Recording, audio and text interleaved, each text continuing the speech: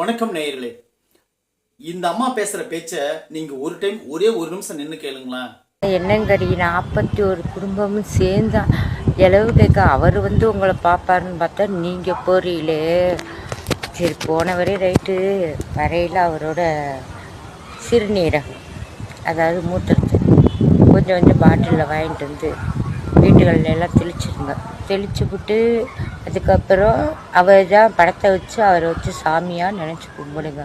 அங்கே செத்து போன குழந்தைகளுக்கு உங்களை அதை பற்றி எதுவும் தெரியாது, பாவம்.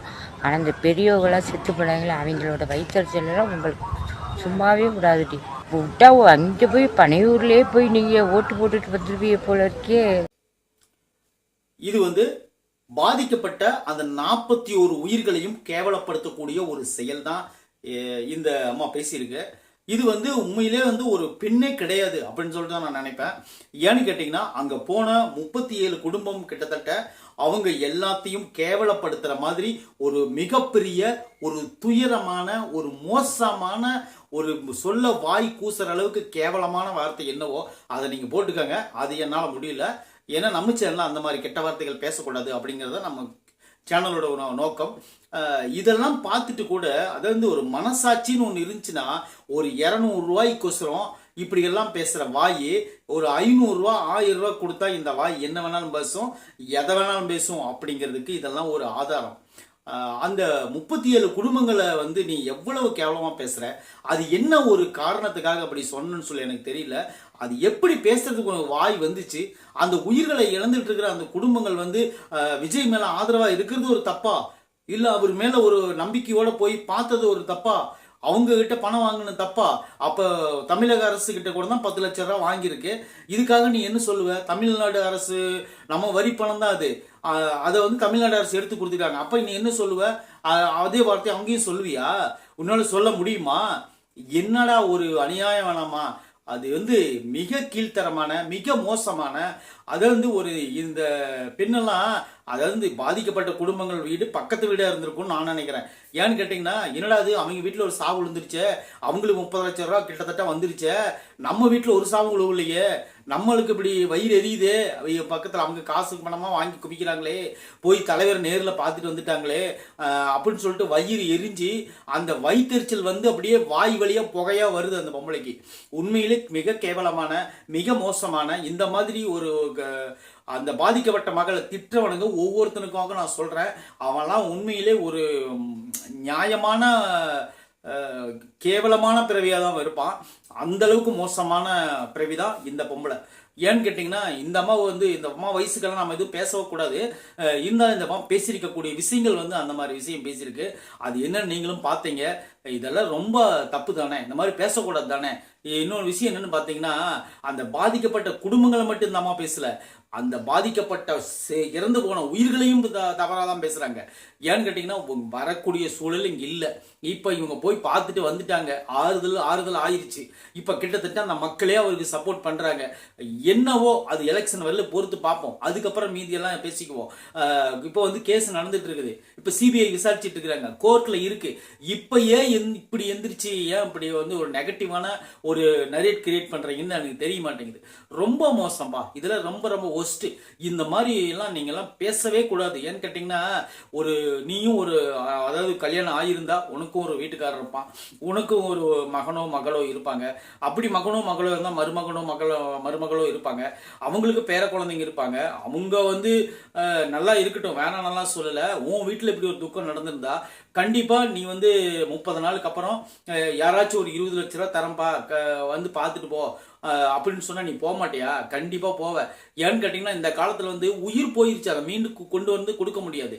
இப்ப அவங்களுக்கு தேவை ஆறுதலும் பாதுகாப்பும். அந்த உயிர் இருந்தா வாழ்நாடு பூரா எவ்வளவு சம்பாரிச்சு கொடுக்க முடியுமோ அதை இவங்க என்ன பண்றாங்கன்னு பாத்தீங்கன்னா, நான் தரேன் அப்படின்னு சொல்லி கொடுக்குறாங்க. அவர் ஒருவேளை இறந்து போனவர் அவர் என்ன கட்சியாக வேணும் இருக்கலாம், அதிமுகவாக இருக்கலாம், பிஜேபியாக இருக்கலாம், திமுகவாக இருக்கலாம், அல்லது காங்கிரஸாக இருக்கலாம், இல்லை எந்த கட்சிக்குமே வேணாம்னு சொல்லி நோட்டா ஓட்டு போடுற ஆளாக கூட இருக்கலாம். அதெல்லாம் நம்மளுக்கு தேவையில்லாத வேலை. அதெல்லாம் எதையுமே அவர் பார்க்கல, ஜாதி மதம் எதையுமே பார்க்கல, உயர்ந்தவன் தாழ்ந்தவன் எதையுமே பார்க்கல, அவர் என்ன வேலையில் இருக்காரு என்ன பண்றாரு எதையுமே பார்க்கல. 20 லட்சம் ரூபா கொடுத்துருக்காரு. அதை போய் அந்த மக்கள் வாங்கிட்டு வந்ததுக்கு நீங்க என்னென்ன பேசுற? ஒரு அதாவது ஒரு மனசாட்சின்னு ஒன்று மனசு உறுத்துச்சுன்னா கண்டிப்பா நீ அந்த பேசுனதுக்கு வந்து மன்னிப்பு கேட்டே ஆகணும். ஏன்னு கேட்டீங்கன்னா அது அவ்வளவு கேவலமான விஷயம். அந்த விஷயத்தை வந்து நான் விரும்பல. ஏன்னு கேட்டீங்கன்னா இந்த மாதிரி ஒரு ஈனப்பிறவிகளெல்லாம் பேசி நம்ம டைம் வேஸ்ட் பண்ண தேவையில்ல. இந்த மாதிரி வலைதளத்துக்குள்ள நிறைய சுத்திக்கிட்டு இருக்காங்க. அந்த பாதிக்கப்பட்ட குடும்பங்களுக்கு அந்த அளவுக்கு ஒரு நோகடிக்கிற மாதிரி ஒரு விஷயத்த பண்றாங்க. இன்னொரு விஷயம் என்ன பாத்தீங்கன்னா, அந்த இறந்து போன குடும்பங்கள் வந்து அந்த இறந்து போனது கூட மறந்துட்டாங்க பாவம். அந்த 30 நாள்ல இறந்து போனது கூட மறந்துட்டு அவங்க வந்து ஒரு சுயநலமா யோசிச்சு சரி இதுக்கு மேல இப்படிதான் இருக்கும் வாழ்க்கை அப்படின்னு சொல்லிட்டு அடுத்த கட்ட நகர்வுக்கு போய் அவங்கவுங்க சொந்த வேலையை பார்க்கவே ஆரம்பிச்சிட்டாங்க. இன்னொரு விஷயம் என்னன்னு பாத்தீங்கன்னா, அவங்களுக்கு எல்லா விஷயத்திலையும் விஜய் சார் உதவுறேன்னு சொல்லிட்டாரு. இதுக்கப்புறம் நீங்க ஏதோ உதவலைன்னா நீங்க பேசலாம், அல்லது வந்து வேற ஏதோ குறைபாடுகள் இருந்தா பேசலாம். அவர் வந்து இதுக்கு மேலையும் அப்புறம் பேசி எல்லாம் முடிச்சதுக்கு அப்புறம் அவர் மறுபடியும் வந்து இங்க எலெக்ஷனுக்குள்ள அவங்க வந்து பார்க்கலன்னா கூட நீங்க பேசியிருக்கலாம். ஏன்னு கேட்டீங்கன்னா, இப்ப ஏன் நீங்க இப்படி பேசுறீங்கன்னா, உண்மையிலே எனக்கு ரொம்ப வருத்தமா இருக்குது இல்லையோ, இதை கேட்டா அவங்க மனசு எவ்வளவு கஷ்டப்படும். அந்த 40 குடும்பங்களுடைய மனசு எவ்வளவு கஷ்டப்படும். உண்மையிலே நினைச்சு பாருங்க. ஒரே ஒரு பொண்ணு மட்டும் திருப்பி அனுப்பிடுச்சான். அந்த பொண்ணு உண்மையிலே சொல்ற சங்கவிங்கிற பொண்ணு உண்மையிலே அது ஒரு வேற ஒரு கட்சியோட சார்ந்த பொண்ணா தான் இருக்குன்னு நினைக்கிறேன். ஏன்னு கேட்டீங்கன்னா, நீ வந்து என் கட்சியில் இருந்துகிட்டு இன்னொருத்தன் காசு கொடுத்து நீ வாங்குவியா அப்படின்னு சொல்லிட்டு யாராவது திட்டிருக்கலாம். அதனால அந்த பொண்ணு திருப்பி அடிச்சா மான ரோசம் எல்லாம் இருக்குல்ல, அதனால அந்த பொண்ணு திருப்பி அனுப்பிச்சிருக்கலாம். ஐயோ நான் வேற கட்சியில் இருந்துட்டு இந்த கட்சி காசை நான் வாங்கலாமான்னு திருப்பி அனுப்பிச்சிருக்கலாம். அப்படி திருப்பி அனுப்பின பொண்ணு என்ன பண்ணிருக்கணும், எனக்கு காசு முக்கியம் இல்ல, எனக்கு எங்க வீட்டுக்காரரோட உசுறு தான் முக்கியம்னு சொன்ன பொண்ணு என்ன பண்ணிருக்கணும், 20 லட்சம் ரூபாய் திருப்பி அனுப்பின கையோட என்ன பண்ணிருக்கணும் தெரியுமா, தமிழ்நாடு அரசு கொடுத்த அந்த 10 லட்சத்தையும் திருப்பி அனுப்பியிருக்கணும். அப்பதான் நீ வந்து உண்மையிலே வீட்டுக்காரரோட உசுறு தான் பெருசு, காசு பணம் எனக்கு பெருசு இல்ல அப்படின்னு சொல்றதுக்கு தகுதியான ஆளு. தமிழ்நாடு அரசு கொடுத்த காசை வாங்கிக்கினேன், இப்போ வந்து விஜய் கொடுத்த காசை வேணான்னு யாருக்கு நஷ்டம், உனக்கு தான் நஷ்டம். எங்களை என்ன பண்ண முடியும், அதாவது வந்து ஒரு இழப்பு ஆகிப்போச்சு, ஒரு பரிதாபமா பண்ண முடியும். அதுக்காக அந்த காசு எனக்கு வேணாம்னு சொன்னா அது என்ன பண்ண முடியும், ஒண்ணுமே பண்ண முடியாது. அந்த சப்ஜெக்டே டோன்ட் க்ளோஸ். இதனால அவர் ஒன்றும் வருத்தப்பட போறது இல்லை. 37 குடும்பமும் வாங்காம நீ ஒரு ஆள் மட்டும் வாங்கியிருந்தீங்கன்னா தான் எல்லாருமே தப்பா பேசுவாங்க, எல்லாருமே மோசமா பேசுவாங்க. எல்லாருமே வாங்கிட்டாங்க, ஊருக்குள்ள எல்லாருமே கோமணம் கட்டி இருக்கும்போது நான் ஒருத்த மட்டும் அம்மனமா தெரிஞ்சா சரியா வருமா அப்படிங்கிற மாதிரி ஒரு பழமொழி, பழைய பழமொழி இருக்கு. அந்த பழமொழிக்கு தகுந்த மாதிரி ஊருக்குள்ள எல்லாருமே வாங்கிட்டாங்கன்னா என்ன சொல்றது, வேற வழி இல்லை. அவங்களுக்கு அடுத்த ஆதாரம் அதுதான்.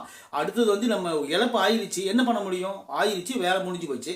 அதுக்கப்புறம் அந்த பணத்தை வாங்கி ஏதாவது ஒரு டெபாசிட் பண்ணி அல்லது வேற ஏதாவது ஒரு சீட்டோ ஒரு கடன்களோ வேற ஏதாவது ஒன்று.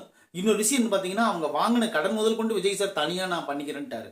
ஓகேவா, அவங்க எது மகளிர் குழுவோ அல்லது பேங்க் லோனோ அல்லது வேற ஏதாவது ஒரு விஷயமோ வீடோ அல்லது இடமோ இல்லது வேலையோ எல்லாத்தையும் நான் பார்த்துக்கிறேன். அது போக தான் இந்த 20 லட்சம் கொடுத்துருக்காங்க, இன்சூரன்ஸ் பண்ணி கொடுத்துருக்காங்க ஒவ்வொரு ஆளுக்கும். இதெல்லாம் வேண்டாம், எனக்கு எதுவுமே விஜய் கொடுக்குறது எதுவுமே வேண்டாம்னு சொல்லிட்டு முடிவு எடுத்துட்டீங்கன்னா, சப்போஸ் நாளைக்கு அவர் முதலமைச்சராக ஆயிட்டாருன்னு வச்சுக்கோ, ஆயிடுவாரு கன்ஃபார்ம், அதுதான் உண்மை. ஆயிட்டாருன்னு வச்சுக்கோங்க, ஐயம்மா நீ எங்கம்மா போய் நிப்ப, அது சொல்லுமா, மறுபடியும் அந்த அவர் ஏதோ ஒரு திட்டம் அறிவிச்சு அந்த திட்டத்தில் நீ யூஸ் பண்ண மாட்டியா, அதுதான் கேள்வி. ஏன்னா இன்னைக்கு இருக்கிற சூழ்நிலை இதே மாதிரி இருந்துரும் நம்ம நினைச்சிடக்கூடாதுல்ல, நாளைக்கு நம்மளுக்கு சூழ்நிலை மாறும். இந்த ஒரு இதுக்கு முன்னாடி நம்ம பார்த்தோமே, அந்த பொம்பளை திட்டினதை விட அதெல்லாம் அதில் பொம்பளையோ மதிக்கவே தேவையில்ல. ஏன்னு கேட்டிங்கன்னா அதில் பொம்பளையே கிடையாது. அது அந்த அளவுக்கு ஒரு ஒஸ்டான ஒரு நயவஞ்சகமான ஒரு கேரக்டர். அதெல்லாம் உடம்புல வன்மத்தை வச்சுக்கிட்டு சே அதெல்லாம் தேவையில்லாத வேலை, அதை விட்டுருங்க. அது வந்து ஒரு தப்பி தவிர தமிழ்நாட்டில் பிறந்துருச்சு, அவ்வளோதான், விட்டுருங்க, அது வேற. சரி, ஓகே, அடுத்த சப்ஜெக்ட் பார்ப்போம். அடுத்த சப்ஜெக்ட் என்னன்னு பார்த்தீங்கன்னா, முதலமைச்சர் அவர்கள் அதாவது ஒரு கரூர் ஹாஸ்பிட்டலுக்குன்னு நினைக்கிறேன், இது ஒரு ஹாஸ்பிட்டலுக்கு போயிருக்காரு. போகும்போது கூட்டத்தில் இருந்து ஒரே ஒருத்த மட்டும் என்னன்னு கத்துறான், 40 பேரை கொன்ற விஜய் ஒழிக, 40 பேர் கொன்ற விஜய் ஒழிக அப்படின்னு சொல்லி குடிச்சுப்புட்டு நல்லா குடிச்சுப்புட்டு அந்த ஒருத்த மட்டும் தான் கட்டிட்டு இருக்கிறான்.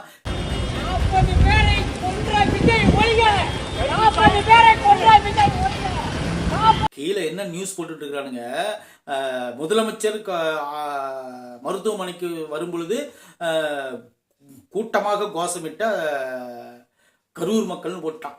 அங்கே ஒரே ஒருத்தன் தான் ஏதாவது மப்பு தெரியாமல் எந்திரிச்சு பார்த்த உடனே டே அப்படின்னு கிரிக்கிருக்காங்க. உடனே அப்படியான்னு சொல்லி கத்திருக்கிறான். அவனுக்கு என்ன கத்தலன்னு தெரியல. அவனுக்கு 200 கொடுத்த உடனே ஒரு கோட்டரை வாங்கி குடிச்சுக்கிட்டு நேராக வந்து இங்கே நின்று கத்துறது. அப்போ போகும்போது ஒரு 200 கொடுப்பாங்க, அவ்வளோதான். அதுக்காக அப்புறம் காலையில் விடிஞ்சதுன்னு நானாக கத்துனு கேட்பான். அது வேற விஷயம். ஏன்னா அவர் முதலமைச்சரை சந்தோஷப்படுத்துறமோ இல்லையோ, அங்கே இருக்கிற கூடி நின்று கிரவுண்டுக்கு வந்து விஜய் வந்து கெட்டவனு காட்டிடணும் அப்படிங்கிற மாதிரி ஒரு கிரியேட் பண்ணானுங்க. அது ஒரு பார்த்தோம். அந்த வீடியோவை நம்ம வந்து இதுக்கு முன்னாடி பார்த்தோம். சரி, அதுக்கப்புறம் இன்னொரு வீடியோ வந்திருக்கு. அது என்னன்னு பார்த்தீங்கன்னா, ஹச் ராஜா அவர் வந்து எப்பயுமே நம்மளுக்கு ஆப்போசிட்டாக தான் பேசுவார். உங்களுக்கு எல்லாத்துக்குமே தெரியும். அவர் வந்து ஆர்எஸ்எஸ் பிஜேபி. அவர் வந்து எப்பயுமே நம்மளுக்கு ஆதரவாக பேசி நான் பார்த்ததே இல்லை இது வரலாம். அவர் வந்து இப்போ ஹீரோவாக நடிக்கிறாரு, உங்களுக்கு எல்லாத்துக்குமே தெரியும். அந்த படம் கூட இப்போ சமீபத்தில் வரப்போகுது. இப்போ வந்து அவர் ஒரு விஜய் சாரை பற்றி ஒரு கமெண்ட் பண்ணியிருக்காரு. விஜய் சாரை பற்றி இல்லை, செந்தில் பாலாஜி அவர்களை பற்றி ஒரு கமெண்ட் பண்ணியிருக்காரு. என்ன கமெண்ட் பண்ணிக்கிறாருன்னு பார்த்தீங்கன்னா, விஜய் மேலே எனக்கு சரியான கோபமாக இருக்குது அப்படின்னாரு. என்னடா இது விஜய் மேலே கோபமா, ஐயோ அப்படிங்கிற மாதிரி பார்த்தா உடனே என்னங்கிறாரு, பாட்டிலுக்கு 10 ரூபா, பாட்டிலுக்கு 10 ரூபான்னு பாடம் காட்டி தான் செந்தில் பாலாஜி கோவம் வந்துருச்சு. பாட்டிலுக்கு 10 ரூபா வாங்குறேன்னு சொல்லக்கூடாது, ஒரு குவார்ட்டருக்கு தான் 10 ரூபா வாங்கணும்னு சொல்லணும். பாட்டிலுக்குன்னா அது பாட்டில் ஆஃப் இருக்குது, குவார்ட்டர் இருக்குது, புல்லு இருக்குது. அது தகுந்த மாதிரி தான் 10 ரூபா எச்சாகிட்டே போகும். நீ பாட்டிலுக்கு 10 ரூபா காட்டி தான் செந்தில் பாலாஜி கோவம் வந்துருச்சு. நீ என்ன விளக்கமாக சொல்லியிருந்தீங்கன்னா ஒரு கோவம் வந்திருக்காது. அதாவது குவார்ட்டருக்கு 10 ரூபான்னு தான் நீ சொல்லியிருக்கணும் அப்படின்னு சொல்லிட்டு சொன்னாங்காட்டி எல்லாருமே கலகலப்பாக சிரிச்சு அந்த சூப்பரா அந்த நிகழ்ச்சி முடிஞ்சது. பாட்டிலுக்கு 10 ரூபான்னா அது அவமானப்படுத்துற விலையா இல்லையா? குவார்ட்டருக்கு 10 ரூபான்னு சொல்லி இருக்கணுமா இல்லையா? இந்த மாதிரி நம்மளுக்கு வந்து ஒரு நெகட்டிவ் ரோலும் இருக்குது, இந்த மாதிரி நம்மளுக்கு வந்து ஒரு ஆகாத ரோலும் இருக்கு, இந்த மாதிரி நம்மளுக்கு ஒரு பாசிட்டிவ் ரோலும் இருக்கு. இதெல்லாம் நெகட்டிவ் எல்லாம் விலக்கி வச்சுட்டு நம்ம பாசிட்டிவ் மட்டும் பார்த்துக்கிட்டு இருந்தோம்னா கண்டிப்பா நம்ம தாவேக்க வந்து ஒரு நிச்சயமான ஒரு வெற்றி அடையும். வருகிற நவம்பர் 5ஆம் தேதி வந்து ஒரு சூப்பரான குட் நியூஸ் வந்திருக்கு. அது என்னன்னு பார்த்தீங்கன்னா, தாவேக்க தலைவர்களுடைய அதாவது பொதுக்குழு கூட்டம் கூட்டுறாங்க, சிறப்பு பொதுக்குழு கூட்டம். அதில் வந்து விஜய் சார் பேச போறாரு. அது வந்து என்ன பேசுவாருன்னு சொல்லிட்டு எல்லாருமே எதிர்பார்த்துட்டு இருக்காங்க. அப்புறம் அது போல தாவேக்காவில இருந்து இன்னொரு முக்கியமான நியூஸ் என்ன அடிபட்டு இருக்குன்னு பார்த்தீங்கன்னா, கூட்டணி பேச்சுவார்த்தை நடந்துட்டு இருந்துச்சு அப்படின்னு சொல்லி பேசிட்டு இருந்தாங்க. அப்போ வந்து என்ன ஆகுதுன்னு பார்த்தீங்கன்னா, அது அதிமுக பக்கம் பேசப்பட்டது. குமராபாளையம் தொகுதியில் வந்து பேசும்போது எடப்பாடி என்ன சொன்னார்னா, கொடி பறக்குது, புள்ளியார் சொல்லி போட்டாங்க அப்படிங்கிற மாதிரி பேசினாரு. இப்போ அவர் வந்து என்ன சொல்லிட்டாருன்னு பார்த்தீங்கன்னா, நானும் தாவேக்காவும் இதுவரை அதிமுகவும் எந்த ஒரு பிரச்சனையும் எடுக்கல, கூட்டணி வார்த்தையும் பேசல, அவங்களும் எங்கிட்ட பேசல, நாங்களும் அவங்க கிட்ட பேசல அப்படின்னு சொல்லிட்டு அவரும் சும்மாவும் சொல்லிட்டாரு. அது போல நிர்மல்குமார் அவர்கள் வந்து கேட்கும்போது அவர்களும் தீர்க்கமான சொல்லிட்டாரு, நாங்களும் அதை பத்தி எதுவும் பேசல, அவங்களும் எதை பத்தி பேசலன்னு சொல்லிட்டு அந்த விஷயம் அதோட நின்று போச்சு. இப்போ அடுத்த கட்ட நடவடிக்கை என்ன ஆகுதுன்னு பார்த்தீங்கன்னா, இப்போ வந்து அடுத்தது இப்போ இது வரப்போகுது. என்னன்னு பார்த்தீங்கன்னா, நம்ம ஓட்டர் எலெக்ஷனுக்காக வந்து சில கரெக்ஷன் பண்ணுவாங்க. அந்த கரெக்ஷனில் வந்து எதுவும் பண்ண வேண்டாம் அப்படின்னு சொல்கிறாங்க. இவங்க பண்ணி ஆகணும் அப்படின்னு சொல்கிறாங்க. இப்போ வந்து மோடி அவர்கள் வந்து தமிழ்நாட்டில் இருக்கிற அதாவது வடநாட்டுக்காரங்களை வந்து திமுக ஆட்சி வந்து ரொம்ப மோசமாக நடத்துது அப்படின்னு சொல்ல முதலமைச்சருக்கு கோபம் வர இப்போ என்ன ஆகுதுன்னு பார்த்தீங்கன்னா, அவர் தனியாக ப்ரெஸ் மீட் கொடுத்துட்டு இருக்கிறாரு. மோடி அவர்கள் வந்து அவதூறு பாப்பிட்டு இருக்கிறாரு பெய்யரில் அப்படின்னு. ஆனால் உண்மையான நிலவரம் என்னன்னு பார்த்தீங்கன்னா, அண்ணாமலை வந்து என்ன சொல்கிறாருன்னு பார்த்தீங்கன்னா, ஏற்கனவே அமைச்சர்கள் எல்லாம் பான்பராக வாயன் பீடா வாயன் அப்படின்னு சொல்லிட்டு நீங்களாம் மோசமாக பேசுனீங்க, வீடியோ எல்லாம் எங்கிட்ட இருக்குது, நீங்கள் மோசமாக நடத்துனதுனால தான் அவர் இப்படி பேசுகிறாரு அப்படிங்கிற மாதிரி அவர் ஒரு விஷயம் சொல்லியிருக்காரு. அது ஒரு வகையில் பார்த்தீங்கன்னா, இவர் சொல்றது உண்மைதான், அவர் சொல்றது உண்மைதான். அது கட்சி கலவரம், அது நமக்கு சம்மந்தம் கிடையாது. இன்னொரு விஷயம், இன்னொரு சமீபத்தில் ஒரு நியூஸ் வந்திருக்கு. அதுன்னு பார்த்தீங்கன்னா, காங்கிரஸும் தாவேக்காவும் ஒன்று சேரக்கூடிய வாய்ப்பு இருக்கு அப்படிங்கிற மாதிரி ஒரு நிழலான ஒரு காரியம் நகர்ந்துட்டு இருக்கு. இன்னொரு விஷயம் பார்த்தீங்கன்னா, அந்த 30 நாட்களுக்குள்ள ராகுல் அவர்கள் வந்து விஜய் சாருக்கு போன் பண்ணி நம்ம 2 பேர் வேணா கரூர் போலாமா அப்படிங்கிற வார்த்தை கேட்டிருக்காரு விஜய் கிட்ட. அதுக்கு உண்டான ரெஸ்பான்ஸ் என்ன நடந்துச்சுன்னு தெரியல. அது வந்து விஜய் சார் வந்து பேசினாதான் நம்மளுக்கு தெரியும். அப்புறம் இது இப்படி நிகழ்வுகள் போயிட்டே இருக்குது வரிசையா. இது எந்தெந்த நிகழ்வுகள் எப்படி நடக்குன்னு தெரியாது. இன்னொரு கடைசியாக ஒரு நியூஸும் அதையும் சொல்லிடுறேன். ஏன்னு கேட்டிங்கன்னா, முழுமையான நியூஸ் சொன்னால் தான் கரெக்டு. இப்போ வந்து ஏற்கனவே வாக்கிய தகராறாக இருந்த அதிமுக எடப்பாடி பழனிசாமி அவர்களுக்கும் செங்கோட்டையன் அவர்களுக்கும் இப்போ ஒரு சின்ன ஒரு கரெக்ஷன் நடந்திருக்கு. என்னன்னு பார்த்தீங்கன்னா, அமைச்சர் செங்கோட்டையன், முன்னாள் அமைச்சர் செங்கோட்டையன் அவர்களை வந்து கட்சி விட்டு முழுசா நீக்கிட்டாரு எடப்பாடி பழனிசாமி. அதனால செங்கோட்டையன் வந்து ரொம்ப அப்செட்ல இருந்தாரு. உடனே பத்திரிகையாளர் போய் கேட்கங்காட்டியும் என்ன சொல்றீங்க அப்படின்னு கேட்கங்காட்டியும், நாளைக்கு காலையில 10 to 11 மணிக்கு நான் வந்து கட்சி அலுவலகத்தில் வந்து நான் வந்து இதுக்கு விளக்கத்தை சொல்றேன் அப்படின்னு சொல்லிட்டு போயிருக்காரு. என்ன நடந்தாலும் சரி, தேவ ஜெயந்தியிலிருந்து எல்லாம் கூட்டா வந்து இப்ப தனித்தனியா பிரிகிற மாதிரி ஒரு சூழ்நிலை உருவாக்கி வச்சிருக்காங்க. இதுக்கப்புறம் நடக்கிற நிகழ்வு மிக சுவாரஸ்யமா இருக்கும். 2024 டெஃபினட்டா சொல்றேன், செம்ம என்டர்டைன்மெண்டா போக போகுது. அது போல பணநாயகம் விளையாடும் நம்ம ஜனநாயகன் முன்னாடி, அதுக்கு முன்னாடி தலைவருடைய போஸ்டர் வெளியாயிருக்கு. அப்புறம் வந்து பார்த்தீங்கன்னா பாடல் வந்து 10ஆம் தேதி ஒளிபரப்புறதா சொல்லிக்கிறாங்க, சிங்கிள் ட்ராக்கு. அது எந்த மாதிரி வரப்போகுதுன்னு அப்புறம் பார்ப்போம். இன்னும் ஒரு கட்ட படப்பிடிப்பு நடக்க வேண்டியது இருக்குது ஜனநாயகன் படத்துக்கு. ஜனவரி இப்போ முதல் வாரத்தில் வந்து ஷெட்யூல் போட போகிறாங்க. அது ஒரு பக்கம் நடந்துட்டு இருக்கு. எலெக்ஷன் வேற வந்திருக்கு. இதுக்கு எல்லாத்துக்கும் மேலே இன்னொரு விஷயம், பிப்ரவரி 7ஆம் தேதி வந்து நாம் தமிழர் கட்சியோடைய பெரிய மாநாடு இருக்கு. அதில் வந்து 117 ஆண்கள் 117 பெண்கள் நிறுத்தி சீமான் அவர்கள் வந்து சொல்ல போறாரு எந்தெந்த தொகுதியில் யார் யார் நிற்க போறாங்கன்னு சொல்லி. அதுல தான் தெரிய போகுது சீமான் அவர்கள் எந்த தொகுதியில் நிற்க போறாரு அப்படின்னு. கரூர் தொகுதியில் சீமான் நிற்கிறதா வந்து ஒரு ஃபேக் நியூஸ் வந்துட்டு இருக்கு. அதெல்லாம் என்ன ஏதுன்னு சொல்லி இனிமேல் வரக்கூடிய காலங்களில் நம்ம பார்த்து தெரிஞ்சுக்குவோம். இதுவரைக்கும் நம்ம சேனலை நீங்கள் சப்ஸ்கிரைப் பண்ணி வச்சுக்கோங்க. பொலிட்டிக்கல் பார்க் வந்து உங்களுக்கு எப்பொழுதும் உண்மையை சொல்லும். அரசியல் என்றும் நம்மோடு, நான் என்றும் உங்களோடு. நன்றி.